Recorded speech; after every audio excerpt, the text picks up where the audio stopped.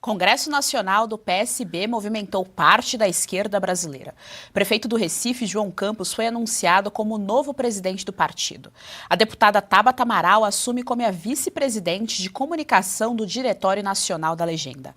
Alckmin chamou o Lula de companheiro de trincheira na defesa pela democracia. Achou pouco? A repórter Berenice Leite traz o suprassumo do evento para a audiência do Jornal da Oeste. Chamado a discursar, Lula segue colecionando declarações vexatórias. Nós vamos direto a Brasília com a nossa querida repórter Berenice Leite. Berê, boa tarde. Seja muito bem-vinda ao Jornal da Oeste.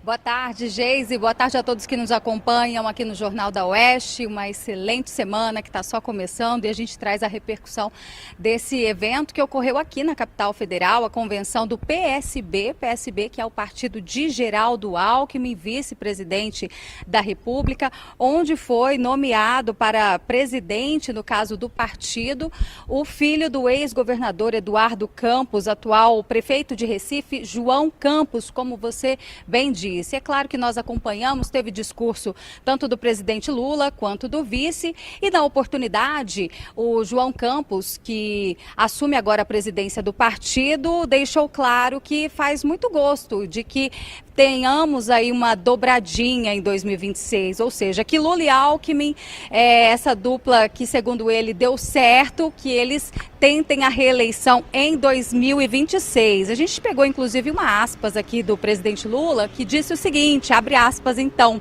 se eu estiver bonitão do jeito que estou, a extrema-direita não volta a governar.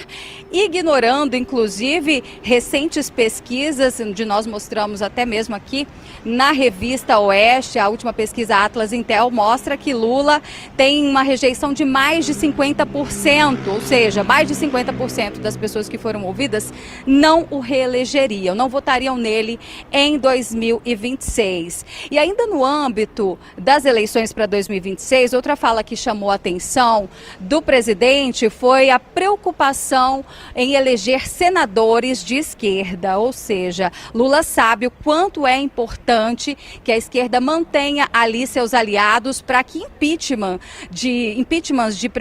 de ministros, aliás, impeachments de ministros do STF continuem na gaveta ao longo desses últimos anos. São mais de 60 acumulados, inclusive pedidos de impeachment de deputados, de senadores, mas até hoje nenhum presidente do Congresso, nenhum senador que assume essa cadeira teve coragem de aceitar.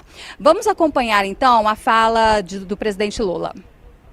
Nós precisamos eleger senadores da República. Porque se esses caras elegerem a maioria dos senadores, eles vão fazer uma muvuca nesse país. Para o Brasil, nós temos que pensar aonde é necessário eleger senador, aonde é que a gente pode. E muitas vezes a gente tem que pegar os melhores quadros nossos, eleger senador da República, eleger deputado federal e deputadas, eleger senadora, porque nós precisamos ganhar a maioria do Senado, porque senão esses caras vão avacalhar com a Suprema Corte. Tá aí, palavras então de Lula, avacalhar com a Suprema Corte.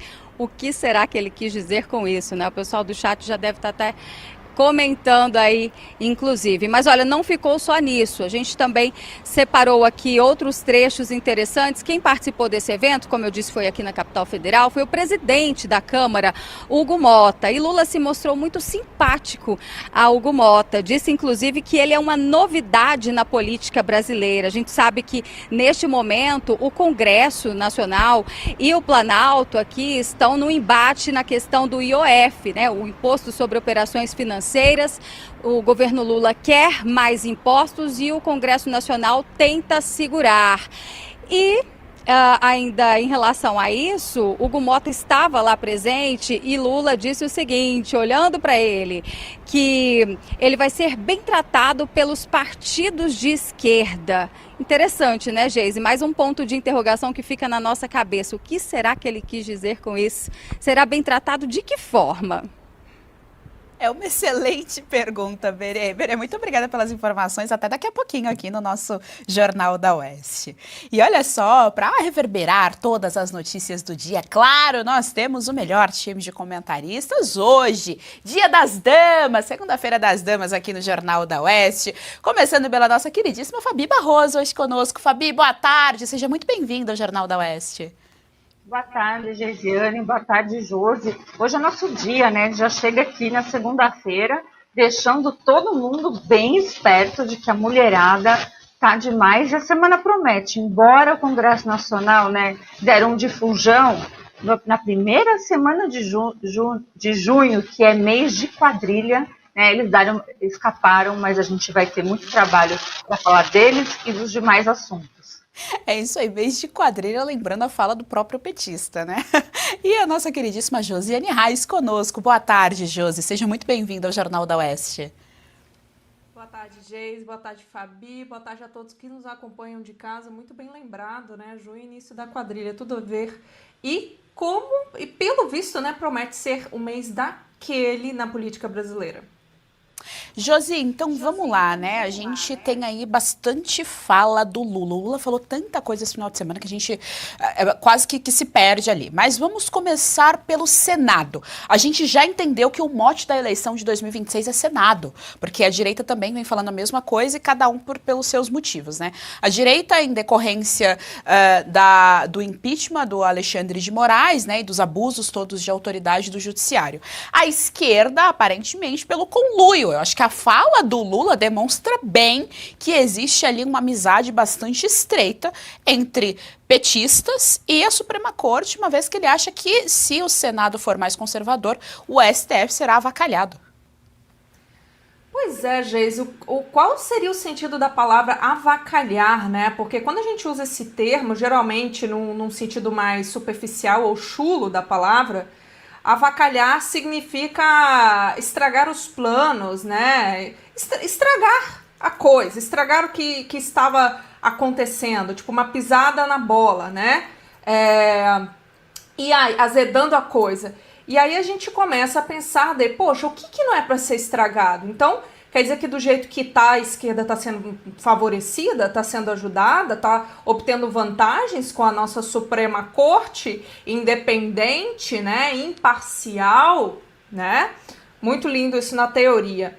E outro ponto dessa fala, né, que é a questão que ele relaciona com os Estados Unidos versus STF, Alexandre de Moraes, sobre, olha só, Estados Unidos, vocês não podem afetar aqui o nosso STF, só porque o nosso STF quer prender um homem brasileiro que está nos Estados Unidos. Enfim, depois a gente volta nessa pauta.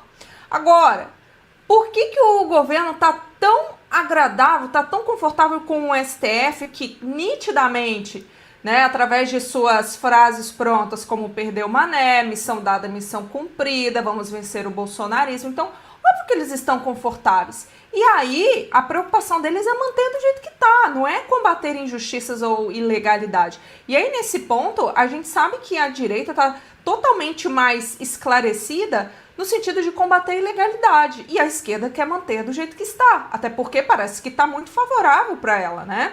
E agora eu quero trazer outro ponto aqui também, Geise, sobre esse pedido do Lula de eleger senadores, deputados e tudo mais.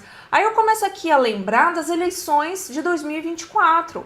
Porque quando a gente olha para o mapa do Brasil nas eleições de 2024, a esquerda perdeu muito. Perdeu muito, principalmente em representatividade.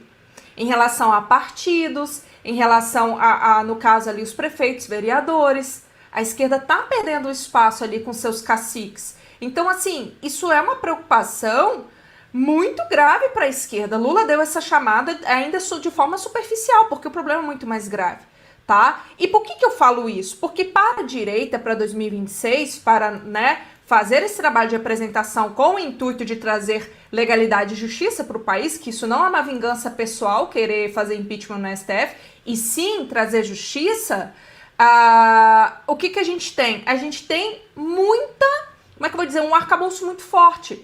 Traduzindo em miúdos, eu acho que a direita ela não precisa nem se esforçar tanto para provar para a população o que a esquerda vem fazendo no país para conseguir vencer esses votos de senador, deputado e tudo mais. Essa é a minha visão. Eu acho que não precisa de esforço. A gente pode ver agora o exemplo do IOF. O IOF foi um desespero enorme da esquerda. Se recuarem, porque até então está em vigor, tá? Se recuarem, as contas públicas vão implodir mais rápido. Então, eu acho que esse é o cenário. A preocupação do Lula para eles, né, até faz sentido, mas eu acho que eles não têm colhões aí para conseguir essa representatividade.